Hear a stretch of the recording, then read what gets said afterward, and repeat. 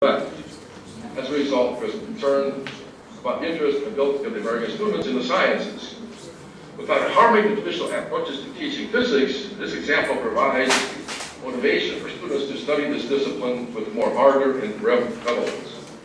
The globalization factor broadens physics so that students receive the total relevance of the discipline in a challenging contemporary world. As a result, the teaching of natural science evolves onto a broader cognitive scale. Globalization can be added to an additional physics course by investigating the total background of any of the science theories at the course. Naturally, the background of all scientists related to the course cannot be investigated, and based on a special professor in charge of the course, a global dimension can be added to the scientist's choice without harming the scientific goals of the course. For instance, assume a professor specialty in this like occurrence. The course most likely would include theories and components of Georg Ohm. Ohm's work, Die galvanische Kette mathematische Bearbeitung, was published in 1827 in Germany. At this time, Germany was experiencing developing liberalism, split between somewhat conservative individuals in northern Germany, desiring a return to older state structures, and individuals in southern Germany desiring new constitutions and limiting the power of the ruler. Georg Ohm's family had roots in Bavaria, where the wish for new structures was. Ohm received his doctorate from the University of Erlangen, Bavaria, and focused in mathematics. He will leave the university because of financial reasons and receive a position in core academic school in Bamberg. Here, while teaching, he wrote a textbook on commerce, and said the king built him the third of Prussia. With the king's approval, Ohm was assigned to the head Jesuit gymnasium in Köln. He published his work, Galvanische Kette mathematische Bearbeitung. It was viewed with tremendous skepticism. From there, Ohm committed his career at the Nuremberg Polytechnic Institute and the University of Munich. Questions arise, though, which can be discussed on a global setting. That was just a background. Now, this is what you do in a course in physics. Considering the financial hardships confronted by Ohm, what motivated him to create this theory? That would be the theories in physics. What social obstacles did he have to overcome? How do these obstacles compare and contrast with contemporary issues? In other words, we all have social problems. Students are concerned about economy, social issues around the United States, the world. But how can he be creative to overcome those issues? What political obstacles did he have to overcome? How do these obstacles compare to contemporary issues? Did his movement from one institution to another aid or hinder his development? What is Georg Ohm's international legacy? To discuss these questions, faculty members from at least the following disciplines can add lectures and lead informal discussions. Professor of European German history to discuss the social background of Ohm's era. Professor of political science to discuss the political attitudes confronting Ohm's quest. A professor of German to discuss the cultural situation of the time and remarks in German language relating to Ohm and physics used by him.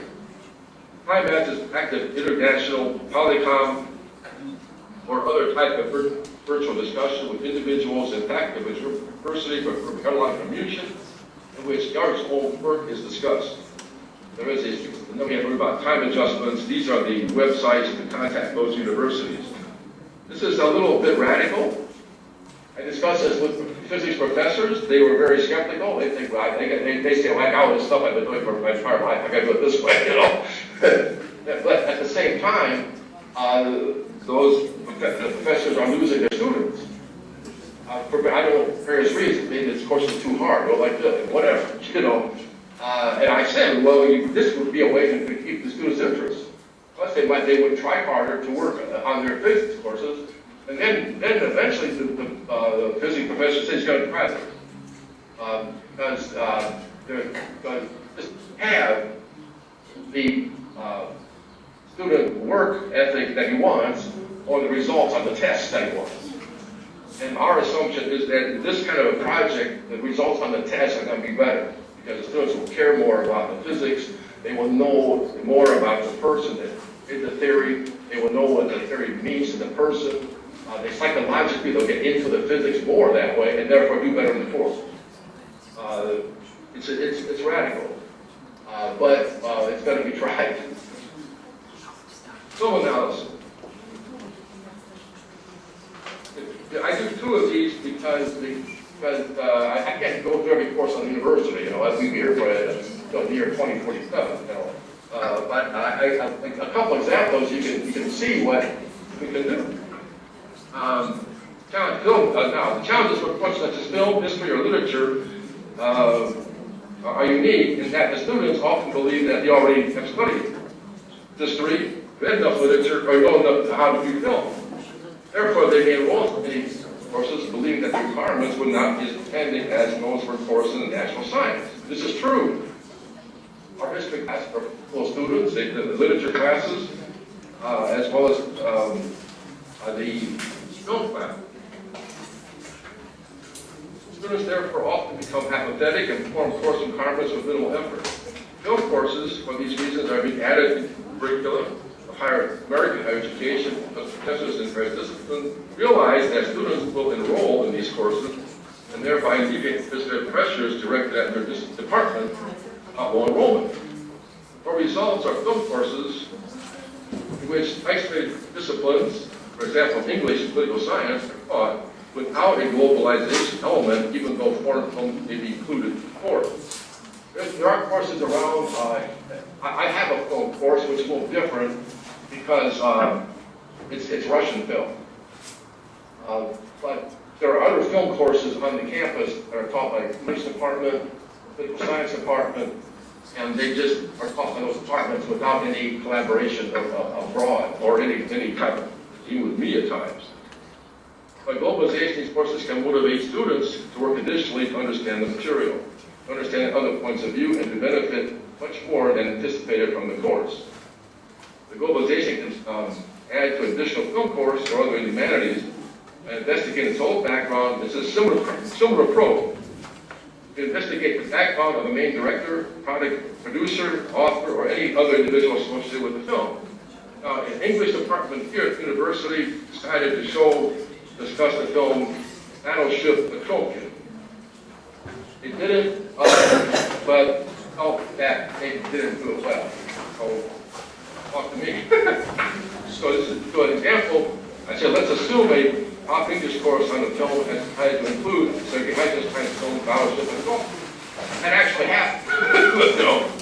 A propaganda film about 1905 mutiny on the ship. This section of the course has benefited tremendously with the additional globalization. Eisenstein had to survive through divorce, international intrigue, and Soviet challenges. In his early films, he immediately created, in later films, developed the montage method. He was forced to do not only with Stalin's demands, but also with those of Hollywood directors and producers bringing this to the USA. Questions arise which can be discussed in the global setting. Considering that Eisenstein experienced a myriad of political confrontations and controls, what motivated his montage theory? What conclusions can be made about creativity and political controls? What can be learned about living divorce under difficult circumstances in order to creatively contribute to the arts or other aspects of society? How can this answer be compared to contemporary society with its various negative outcomes associated with divorce? Discuss how international travel, Europe, USA, and Mexico either aided or hindered his artistic development. What is Sergei Eisenstein's international legacy? What international films did his montage theory influence? How did these international effects adapt his theories in his films? Well, these questions are pretty provocative. This is how you do it. Professor of Russian history to discuss the historical background confronting Eisenstein. Professor of political science to discuss political attitudes confronting Eisenstein. Professor of Russian discuss the cultural situation of the time and the cultural influences and situations which surrounded Eisenstein. Professor of psychology to discuss theories and examples of leading creative lives after difficult techniques. And what we do is the same similar thing. You discuss all these issues with universities, but hopefully what we do with Cal State University. The English professor here wished she had done that. Next time. So I'll be ready. Going to be a lot of requests from us next fall.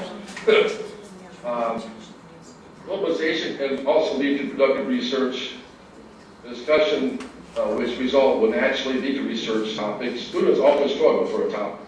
have numerous choices. Students may also be paired for joint research with students from international university with which the virtual discussion occurs.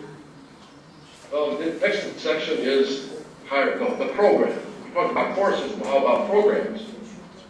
It's obvious that as globalization becomes an active part, the more courses that eventually entire programs will also evolve.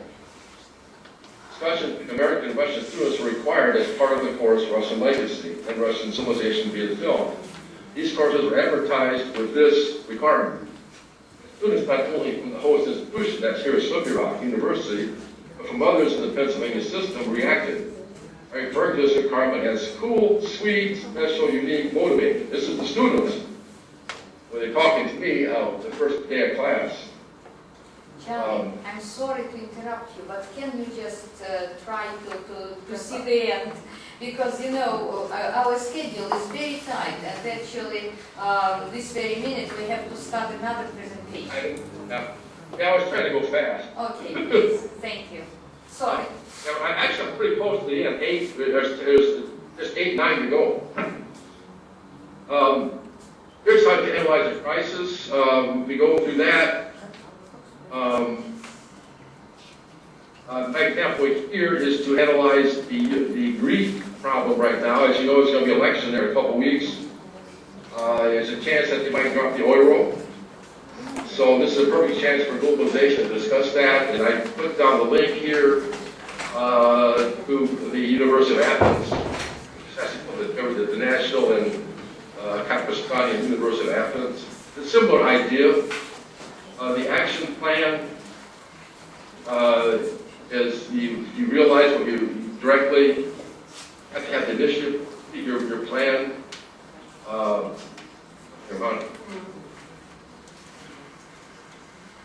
What you do at Moscow with Hala, we both have initiative. You have to remove the language barriers as much as you can. Diplomacy is critical. Here example here is trying to understand the relationship of the Chavez government with Russia. There you need to talk with both University of practice and Moscow State. Institutional support has to be direct. It should be put in the administration of globalization as the main part of mission. Research development, all these things happen.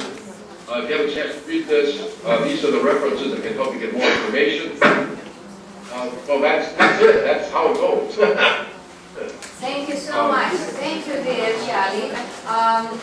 If you just your article, your paper will be published, and we will find the ways to send the book to you.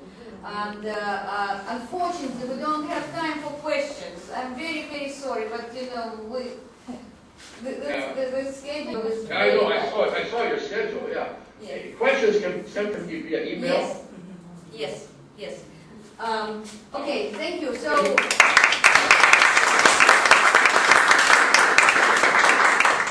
Thank you. See you later virtually. Okay. Okay. Yeah. I know. All right. Best wishes to Natasha, and thank you for supporting our conference. Thank you. Bye bye. Oh. Bye.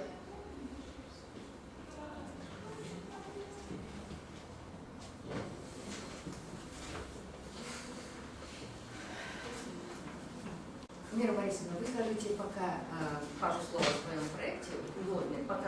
Я понимаю, я думала, просто объявить его так. Ну да, конечно. Конечно. Сейчас вот как раз следующая, не давая перевести дух никому. Следующая презентация. С нашей стороны будет профессор, доктор наук Мира Борисовна Бергельсон.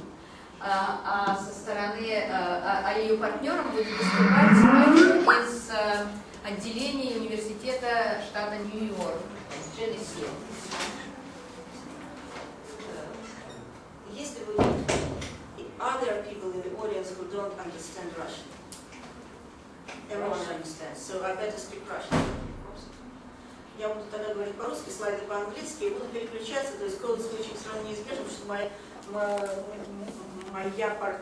партнер из Sony, с которым мы вместе являемся авторами этого доклада, она по по-русски не говорит, поэтому в тех моментах, где мне хотелось бы, чтобы выступала она, я буду переходить на английский. Сегодня вечером в 12 часов ночи я буду делать выступать в той же роли, в какой она, для конференции в Нью-Йорке. Так случайно совпало, что они в один день. То есть у нас сегодня два доклада, но фактически на одном, с одной и той же практической презентации. Вы будете делать, потом с ней соединяться? Нет, я думаю, что надо соединяться, чтобы Мэрит могла слышать, как бы, хотя бы мы поприветствуем, тем более, что я хотела ее представить.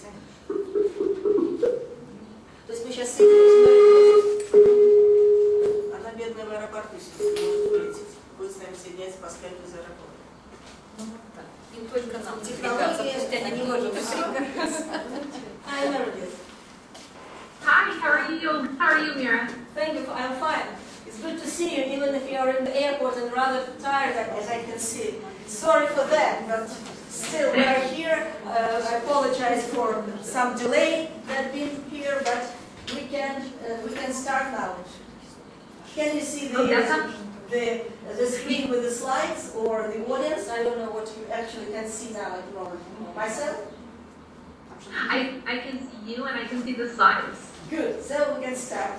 As I said, I will be speaking Russian and code switching when being free to you. So, let me introduce Meredith Harrigan, and she will say a few words as the co-author, the first author of this presentation. Please, Meredith.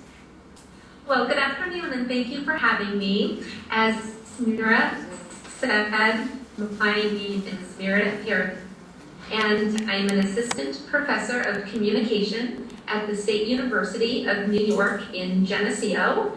And I just wanted to briefly mention that I'm very thankful to have the opportunity to work with Mira in this course, since I found it to be a very fruitful and actually an extraordinary teaching and learning experience. So I'm happy for the opportunity to join you today.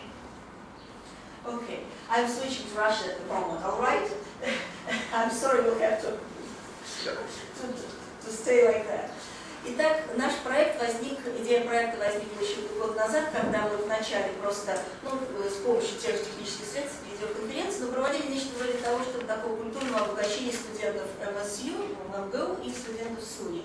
Это кампус Geneseo, очень интересный кампус с очень высокими, так сказать, уровнем требований к программам в гуманитарной части. Но фактически там был курс, а с нашей стороны несколько раз я делала что-то вроде лекции. Это был неполноценный курс. А потом возник вот этот вот курс, который мы назвали Intercultural Communication in the Global Classroom. А вот слова про unanticipated discoveries we added at the end of the course.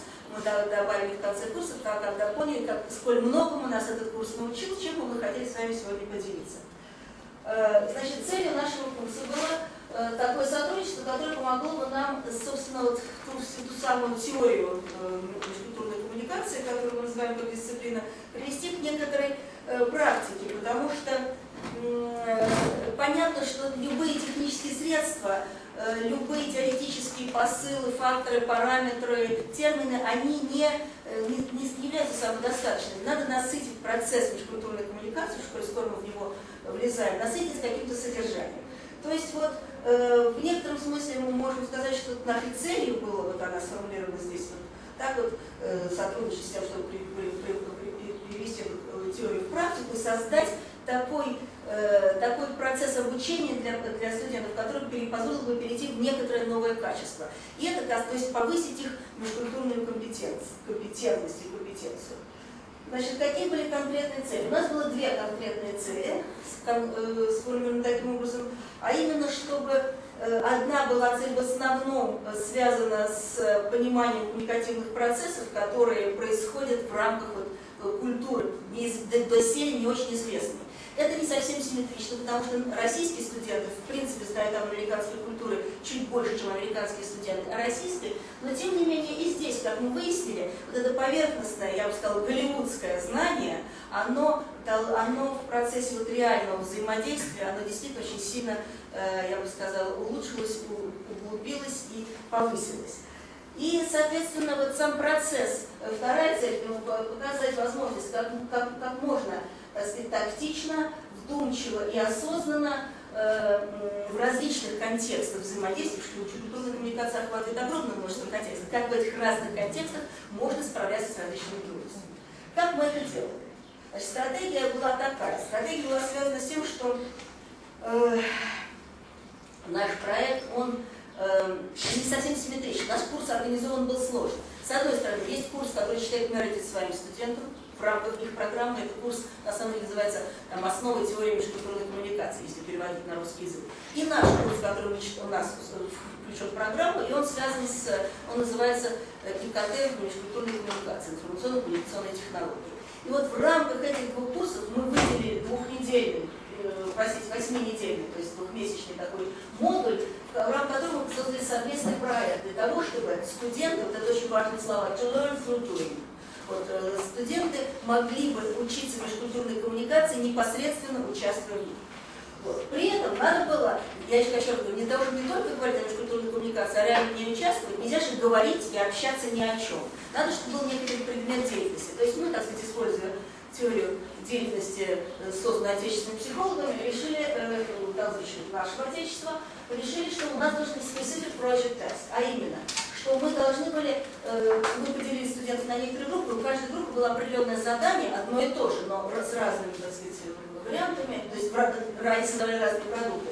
Они должны были вступить в сотрудничество с целью создания того, что мы назвали социальная реклама. Причем социальная реклама направленная, на которой, так сказать, целевая аудитория является целевой аудиторией в другой культуре. То есть такой перекрестный процесс. Значит, как это было организовано? Значит, эти 2 месяца были поделены на 5 модулей. Модули эти, так сказать, существовали виртуально и были с помощью Learning Management System Moodle. Мы ее организовали учебно, так сказать, систему управления курсом и систему управления обучением Moodle. То есть они существовали виртуально, но вместе с тем и были представлены на бумаге. Их было 5, и в каждом модуле было представлено 3 типа заданий. Во-первых, Main Project Task – это основное задание, направленное на создание вот этой самой социальной рекламы. Кроме того, подспорьями и очень важными, которые выполняли другую функцию, были так называемые Relationship Building Activities, то есть упражнения, которые позволяли выстраивать отношения в рамках каждой проектной группы. Проектная группа состояла из 4, в одном случае из 5 человек, из которых 2 человека со стороны МГУ, 2 человека со стороны ЧНСИ. И вот эта группа, так сказать, составляла команду, которая должна была создать продукт.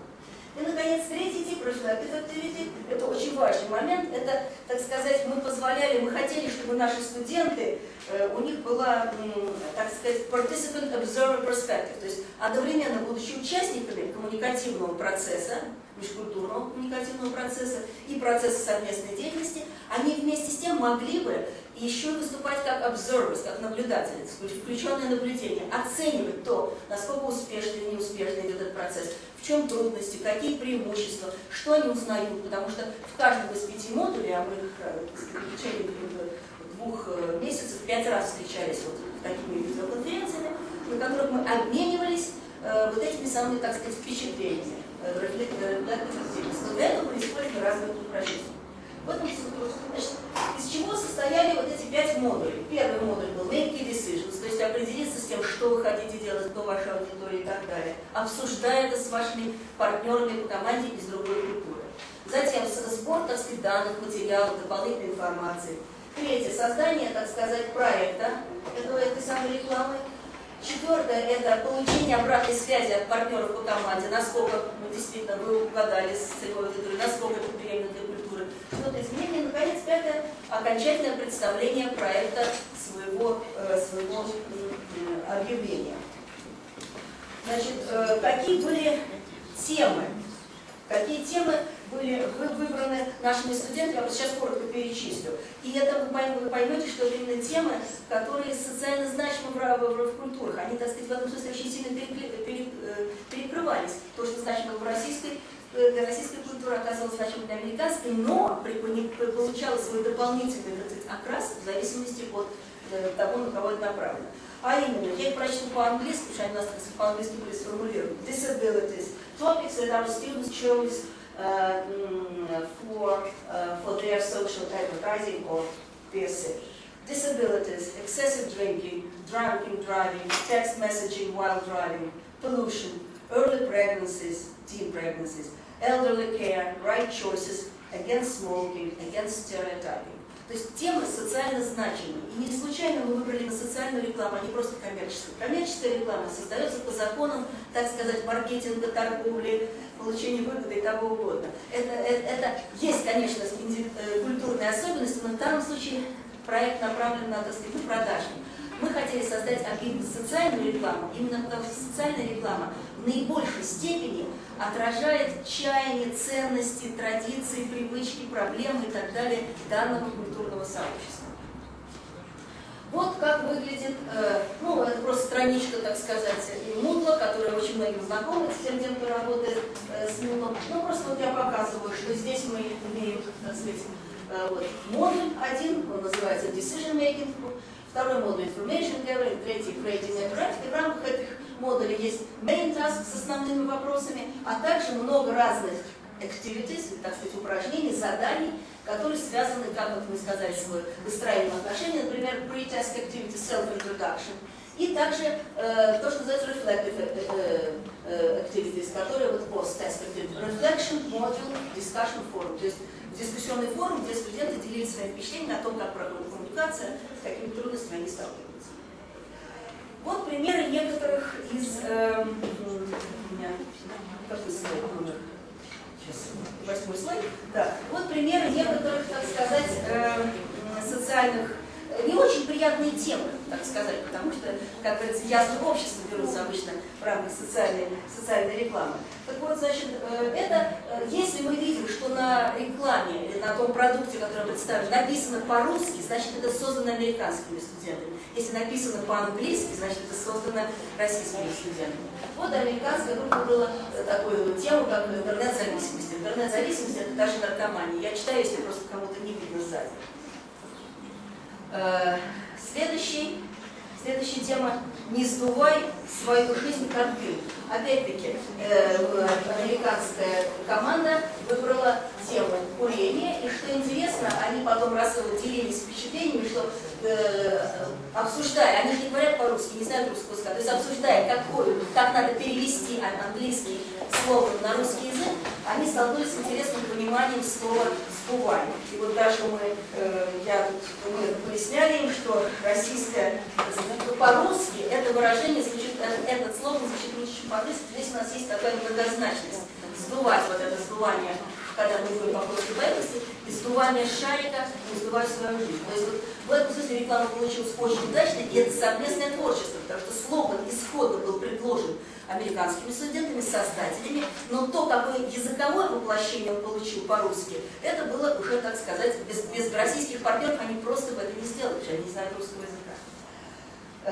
Вот реклама из двух фотографий, созданная российскими студентами, направленная на, так сказать, тему elderly care. И, значит, вот я бы хотела буквально прочесть несколько слов о том, потому что кроме того, что ребята в качестве зачетного задания представляли эту рекламу, они еще представляли то, что называется write-ups, то есть описание того, почему они выбрали такую тему, почему они решили ее сделать именно так, почему они выбрали такой, так сказать, медиум и так далее. Вот что было написано в связи с этой рекламой. Also, even though Americans greatly value their diversity, the majority of people in the United States celebrate Christmas. It may not reach out to everyone, because not everyone celebrates it, which is important to understand. But at the same time, everyone can relate to those smiles. Это касается вот этого, так сказать, первой фотографии, где мы видим, так сказать, рождественскую атрибутику. А вторая, которая показывает, так сказать, тяжелые аспекты жизни в доме престарелых. The second ad was created because after some discussions with our American partners, we have come to see that there is the same problem in our country. In our country. Что я хочу сказать, почему я выбрала этот write-up? Я подчеркиваю здесь слова. After some discussions with our American partners. В каждом, так сказать, тексте, который мы писали, была видна работа, которую люди проделали совместно. Те знания, ту информацию, которую они получили от своих партнеров. I'm stressing here the collaboration, the exchange of ideas and the flow of ideas that happened in order to create this. Ну вот, теперь я бы хотела показать тоже еще один, в качестве иллюстрации, очень короткий фильм. Нет. А вот другой придется нам короткий. Просто чтобы показать, насколько наши студенты, ну, так сказать, были изобретательны, они создавали, в том числе и сами снимали, да, это 22 секунды всего, снимали сами, вот так вот звук надо было сделать. Мы сейчас сначала проведем.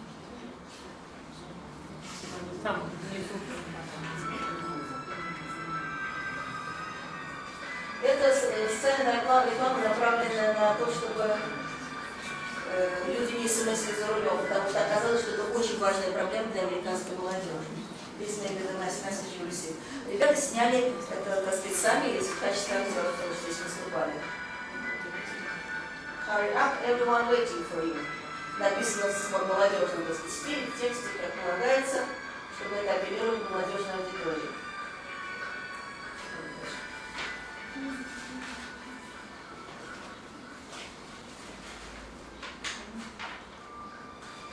Все,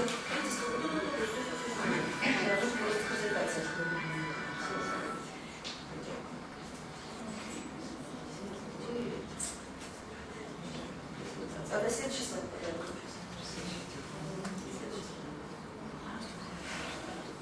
Переходя к Relationship Building Activities, два слова о них. У нас были такие упражнения, как создание слайд-шоу с помощью программы Анимота. Дело в том, что курс направлен на то, чтобы студенты еще и овладели различными современными инструментами из области ИКТ, которые позволяют им осуществлять коммуникацию в высокотехнологичном пространстве, в интернете и так далее. Затем они создавали так называемые метафорические рюкзаки культуры, которые они наполняли вещами, которые нужны в культуре другого человека. Если бы вы оказались на необитаемом острове, какие 5 предметов, характеризующих русскую культуру, лучше всего вы бы взяли с собой, или, соответственно, характеризующую американскую культуру взяли с собой. Да, эксерсайз, очень интересное упражнение, которое сейчас пойдет еще, которое работа над которым шла с помощью программы VoiceThread. И, наконец, так сказать, у них были конференции такие командные с помощью скайпа и создания проектов на скайпе. По поводу, значит, reflection exercises, они были 3 типов. Во-первых, были онлайн discussion posts, class-to-class video conferences, вот я сейчас покажу пример такой большой, и, наконец, write-ups, о которых я только что сказала.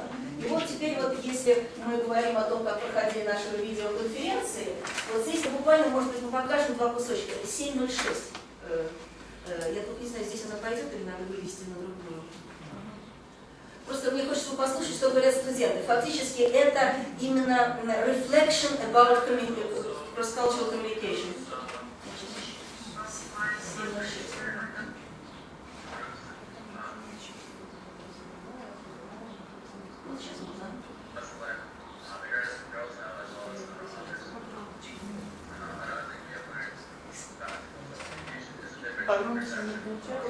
А вы микрофон пригласите?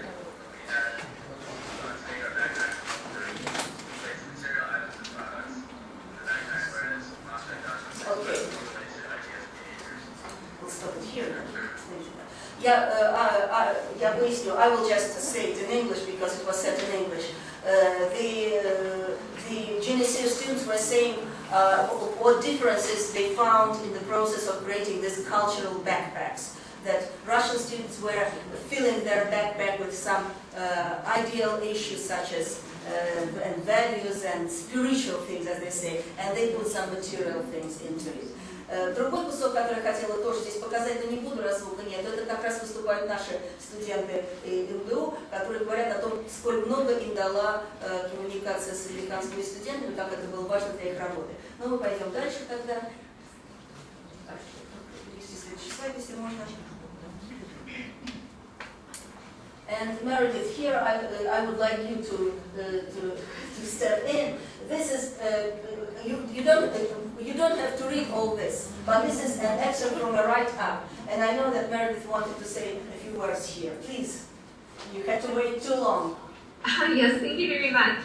As you can see on the slide there, Mira's notes focus on learning regarding communication channels. And what I wanted to note is that the channel at the heart of my students' learning was language. And in particular, as students worked on their taglines for their social advertisement, they began to become much more mindful about the various components of language, particularly semantics, or the meaning of words, and pragmatics, or the use and function of language. For example, Many students found that a direct translation of a tagline from English to Russian or vice versa just wouldn't work because the direct translation actually changed the meaning that they were trying to convey in the advertisement. So they had to do some work in trying to understand the meaning of the concept rather than actually translating word for word. The other learning that really took place with this project in terms of language was understanding the subtleties of language. For example, there was one social advertisement that focused on what the Russian students were referring to as excessive drinking, whereas the Geneseo students were referring to the process as binge drinking. So it led to a conversation about, is binge drinking and excessive drinking the same thing, or is it quite a different process and different experience and different problem? So again, I just wanted to reiterate that the channel at the heart of my students' learning was language, and they really gained a great deal learning about the various components and the intricacies of language use. Thank you. Thank you. And thank you, Meredith, and we will proceed. Я хочу просто из той части, what we know now that we didn't expect that, я просто коротко покажу на слайдах и хочу остановиться на том, что будет более, ну, как бы интересно в аудитории, где лучше увидеть что-то, так сказать, визуальное. Значит, несколько моментов Мередит очень хорошо их отструктурировала, по каким, так сказать, направлениям возникли неожиданные открытия или, так сказать, вот тот смысл, который мы извлекаем из этого курса. Во-первых, unanticipated benefits of planning decisions. Meredith, I think we should skip this and come to more interesting exercise, so I'll just briefly mention it in Russian. Значит, вот это советы, грубо говоря, связанные с планированием этого курса, ценность которых мы ощутили. Вот мы это сделали, и честно, и это было хорошо. Особенно структурирование каждой встречи между двумя классами буквально по минутам. Мы ранее встречались на скайпе, планировали это, и это оказалось очень правильно. Unanticipated questions, связанные с intercultural management. Здесь очень много интересных вопросов, и, к сожалению, я сейчас не буду на этом останавливаться. То есть, что из этих различий, с которыми мы сталкивались, были связаны с культурой, что с личностью, как отражалась разница в ориентации по времени, так сказать, пунктуальность или наше растягивание, так сказать, залезание за дедлайн. Семантические, так сказать, семантика, о которой только что сказала Мередит, понимание различных концептов, в частности, в чем разница между сапойным пьянством и просто тяжелым пьянством, excessive drinking и binge drinking, это тоже семантика. Ну и, конечно, как отличаются наши студенты in task and relational orientations. Дальше у нас были различные, так сказать, глюки или, так сказать, вернее, опыт, который мы приобрели, связанный, так сказать, с различными техническими сложностями. Мы поняли, что даже используя Moodle с его большими возможностями, лучше собирать гиперлинки, а не сами видео грузить туда. Понимать, что у разных браузеров различные проблемы. Более того, наши студенты живут в век мобильного интернета, им этот Moodle на самом деле часто мешал. Они общались через Facebook своих мобильных телефонов, и это другие совсем браузеры. И из-за этого создавался некоторый хаос, потому что, ну, нормальный хаос, такой естественный, потому что мы не получаем задания, а они уже всем обменялись через телефон. Лучше сохранять картинки на компьютере, а не линки, потому что линки исчезают из сети, наоборот. Понимать, что система может апгрейдиться, как произошло в Суне, и при этом все может потеряться. Ну и очень важно, чтобы были такие замечательные помощники, как Станислав с нашей стороны и коллега со стороны Мередит, который все это организовывает. Ну и главное, stay aware of the new digital divide. The new digital divide, новая, так сказать, граница цифровая, она пролегает не между Россией и Америкой. Стереотипы, так сказать, о российской отсталости в этом времени, в этом смысле, можно отбросить. Эта граница очень серьезно, она пролегает между поколениями, она пролегает, грубо говоря, между нашими студентами и теми, кто родился в пост, так сказать, в предкомпьютерную эру. И вот очень интересно, вот про что мы хотели бы сказать, это вот еще очень unanticipated discoveries, это такие моменты, которые связаны с упражнениями, когда вы преследуете одну цель, а вы получаете вдобавок еще и другую. Так вот, learning activities often yield unanticipated opportunities for learning. И вот про одну такую мы как раз хотим сказать. Это type exercise, упражнение, которое направлено на следующее. Берется картинка. Цель этого упражнения, чтобы студенты научились различать, что такое восприятие просто, что такое интерпретация, и какую роль колоссальную культура играет не только в интерпретации, но даже в восприятии. Делается это так, обмениваются картинками, просят прокомментировать, что ты здесь видишь, вот видишь. а потом как ты это интерпретируешь. И to encourage perception checking, то есть для того, чтобы мы отслеживали свой процесс восприятия. А что было в качестве unanticipated outcome? Что мы получили в качестве результата? Мы получили, что очень много разного культурного знания мы усвоили, причем не только, так сказать, intercultural, но если говорить о культуре MSU и GNSU, то внутри этих культур тоже.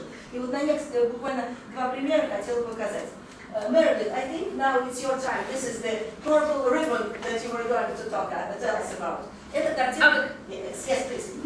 Yes, thank you very much. I chose to show this picture because it actually had a very interesting, it led to a very interesting conversation on our part. Students were asked to choose a picture that basically had shared meaning among them, but that they thought their partners would interpret differently. The goal being to understand how culture plays a role in our interpretations. Well, two students chose this picture, and they thought that all Geneseo students would equally realize that this was a picture demonstrating what we refer to as Relay for Life. Relay for Life is a local fundraiser for the American Cancer Society. During April of every year, they hang purple ribbons on trees and all over college campuses to encourage people to support the fund. And in this sense, the color purple represents hope, hoping to find a cure for cancer. What was interesting though, is when we projected this picture in class and had a conversation about how the MSU students might interpret this picture, it led to a conversation about Easter. And the reason for that was the same week we had that conversation was Easter Sunday for us. And we began to dissect the fact that the color purple also is very meaningful in regard to Easter and the celebration of Easter because it represents a time of waiting that's associated with the process of Lent. And interestingly, and it wasn't intentional, but you can see that the purple ribbon looks to take the shape of a cross. And again, it was just by chance that happened, but the assumption was that this might actually lead to a religious-oriented conversation, which then had another layer of meaning because we came to learn that Russian Easter was celebrated at a very different time than our American Easter, which led to a conversation about similar differences again in various components of identity. So I just wanted to share that picture with you. Было достаточно хорошо, понятно, аналогично картинка, которую представили российские студенты. Она вызвала много обсуждений у нас, потому что, например, я не сразу поняла даже, и часть людей в нашем классе тоже не сразу поняли, что речь идет о чем? Крещение. О крещении. Вот, даже достаточно было, откуда бензопила вот, у монаха. Конечно, американским студентам было трудно проинтерпретировать, но зато когда они узнали, они обогатились очень сильно, узнав об обычае вот, купаться в этих значит, прорубях и так далее. Так что вот такой вот пример. И еще одна картинка тоже, это тоже, я сразу скажу, картинка, которую американские студенты повесили, на этом мы закончим. Meredith, I think that you also would like to comment on tape borrowing, yes? Yes, I wanted to share this picture also because it led to a very interesting conversation. When students presented this picture, it's a picture of T-bowing, if you're unfamiliar with the pose. And it's interesting because the term T-bowing comes from a football star, right? American football star's name is Tim Tebow, and he has a strong religious affiliation and strong religious identity that he will, as you see, kneel in the middle of a field to, I guess, pay thanks for the work he has done. But what's interesting is that it's become a cultural phenomenon. As you can see, this person is just somebody located on the mall in Washington, D.C., doing the Tebow pose. And it's something that takes place all across the nation. It's very similar to the notion of flash mobbing. I'm not sure if that's a concept you're familiar with, but it's the idea that different people will break out into a shared dance at various points in their social gatherings. So it led to a very interesting conversation about not only why some symbols of religion are appropriate and actually valued at a cultural level, but how we as a culture find a sense of commonality in some of these social experiences and why they're meaningful to us. And it led to a very deep conversation about symbolization and the meanings that popular culture gives to symbols in various cultural contexts. Thank you very much. I'm sorry that it's hard a little bit with sound, but we're now finishing. Just say for a minute or more.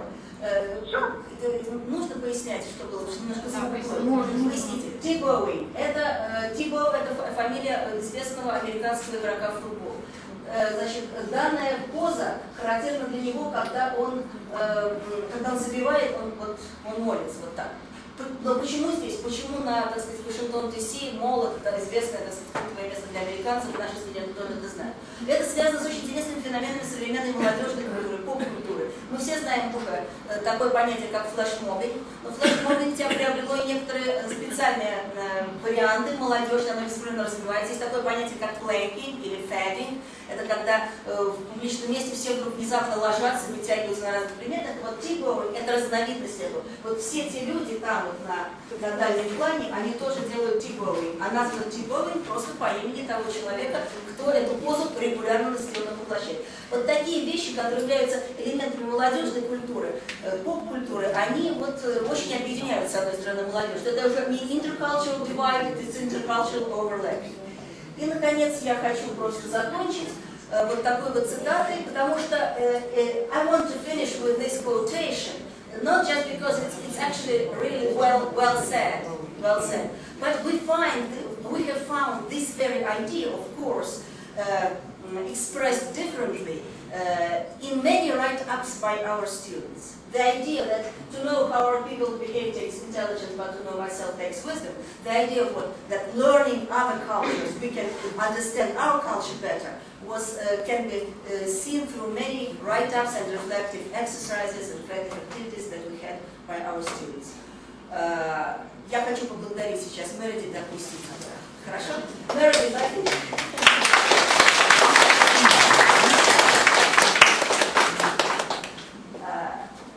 that's it, and I hope you have a safe flight eventually to New York City and will be able to connect again later this night at midnight here at the conference in New York City, where Meredith will be in this position and I will be in her position, but hopefully not in the airport. That's true. Well, I look forward to it. I'll see you later. I take questions for you if there are any. Thank you. See you later. Bye.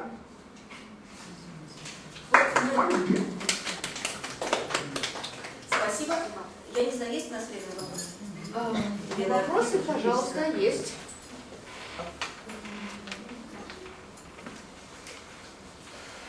Есть вопросы? Все уже вообще просто... Хочу поблагодарить, потому что действительно было интересно очень. Да, и вот вы так же правильно. Вот я уже Миру Борисовну 1000 раз благодарила, а теперь вы поблагодарите ее, пожалуйста. Спасибо. Нет, просто доклад должен быть. У меня, может быть, просто маленький вопрос. Я бы хотела узнать, вот в сборнике будет описан вот то, что вы нам рассказывали, потому что хотелось бы посмотреть на это более детально, так вот, осмысленно. Вы знаете, это как раз тот случай, я вообще часто делаю зарплаты, после которых не пишу статьи, статьи писать долго и занимает больше времени. Но это как раз тот случай, когда мы работали вместе, понимаете, требования американского образовательного процесса, они таковы, что там не отвыйдешь. Все должно быть написано. То есть на самом деле у нас написано. В первую очередь, поскольку Мередит все-таки носитель английского языка и говорит по-английски, пишет все-таки лучше, чем я, то, конечно, она создавала драфт, мы его дополняли. Но у нас есть довольно подробное, вы видели, там 6-страничное описание этого курса. Но оно было написано до того, как мы его провели. Вот то, что мы вам рассказывали сейчас, почему я сосредоточилась на, так сказать, unanticipated discoveries, потому что нам самим интересно осмыслить то, вот 18 апреля у нас прошел последний, так сказать, видеолинк, где представляли наши студенты свои эти social ads. И вот нам хотелось осмыслить, что мы из этого узнали. И действительно, я думаю, очень правильную форму тоже я должна отдать должное именно Мередит, она выбрала в представлении результатов исходно. Мы их анализируем, ну, то есть, конечно, вместе все делаем, там я еще в Мономате про это рассказывала, но, значит, собственно, управление, то есть management process, потом про то, что мы, так сказать, культурно осознали, какие технологические проблемы, какие проблемы связаны с различными аспектами межкультурной коммуникации. Но главные наши идеи подтвердились, я считаю, действительно очень успешно, потому что студенты это нам сами сказали, удалось реализовать. Мы никогда такой сложный курс бы не реализовали, если бы он не был нацелен на какую-то конкретную деятельность и продукт. Потому что можно собрать аудитории, колоссальные технические средства, можно сделать формат 3D или даже 4D, да что угодно. Но если нет содержания того, на что должен нацелен быть студент, и какой-то, то ничего не получится. Но они будут говорить хай-хай. Вот. Это, конечно, вот самое главное. Мы, понимая это, мы как раз вот использовали эту деятельность. Ну, я надеюсь, скажите, пожалуйста, а уровень языковой американцев и наших, он был приблизительно одинаковый? И как вообще американцы на русском говорят? Американцы вообще не говорят. Это несимметричное отношение. Да. Наши студенты, это второй курс. Кстати, конечно, лучше было бы иметь студентов, этот курс на третий курс, не из-за английского. Английский, надо сказать, у всех был отличный. Я просто была поражена. У нас очень серьезно повезло мне с группой.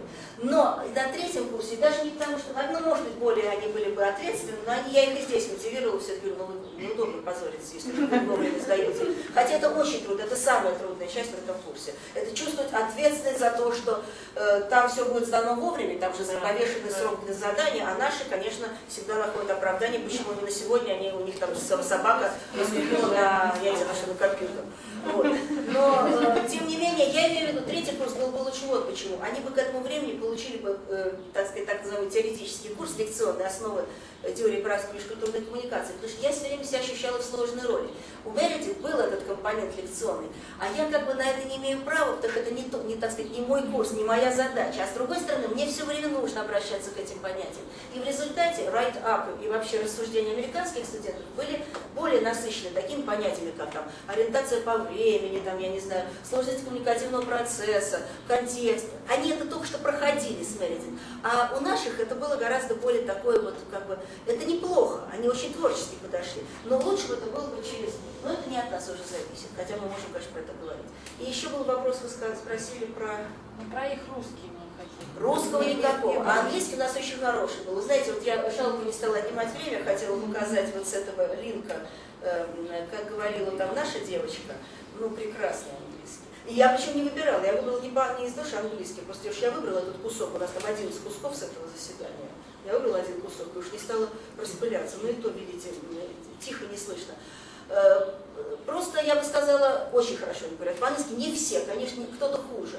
Но даже уровень, так сказать, достаточно был для того, чтобы они могли прекрасно общаться и, в общем, писать. Им как раз не хватало скорее другого. Насыщенности вот этим содержанием, знанием, ну, так сказать, теории. Просто это у них будет через год. Еще вопрос, пожалуйста. Ну тогда, по-моему, еще аплодисменты.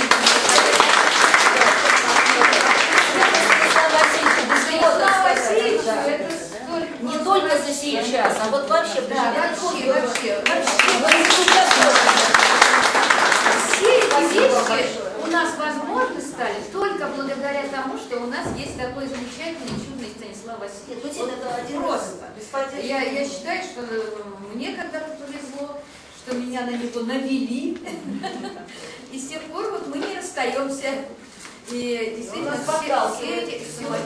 нет, ну что, он все обеспечивает, такие вещи, которые подталкивают. Боже мой, как это все будет, да.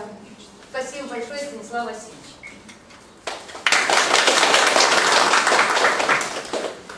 Дорогие друзья, ну вот дотянем до фуршета. Надо сейчас мы хотим передвинуть одну презентацию, потому что этот следующий, он в Маниле, и у него в это время на конференции в Маниле его выступление. И никак нельзя. А вот следующую мы перуанку хотим вызвать сейчас, вы пока отдыхайте там. Проветрим.